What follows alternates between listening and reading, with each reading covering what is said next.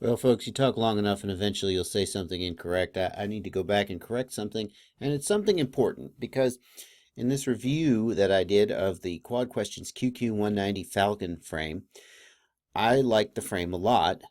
My biggest complaint, and pretty much my only complaint about the frame, was that the camera pod only went to 30 degrees of uptilt, which I said was not my vision for what an all-out racing pure frame would be. And it turns out that there's good news. The good news is that the manual does in fact say that the camera can be adjusted 30 degrees positive or 20 degrees negative up tilt. But at the suggestion of a viewer, I actually double checked this and independently measured it, and I found that in fact the product description, which says 45 to minus 10 degrees, is correct. The camera on this thing will go to 45 degrees.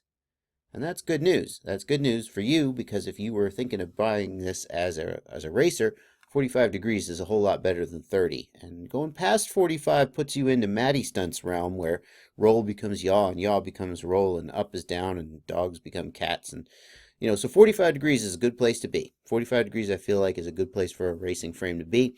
And that removes the major objection that I had to this frame. It's good news for me because it means now I have no hesitation about building this frame out for myself and racing it. So that's good news. Yeah, so I wanted to correct that because I feel like this frame deserves a fair shake, and I made a mistake. Now the manual also made a mistake in my defense. I'd just like to say the manual says 30 degrees of up tilt. I didn't pull my protractor out and verify that. I assumed it was correct. Shame on me, slap me on the wrist, and now you know the facts. There you go. As always, happy flying.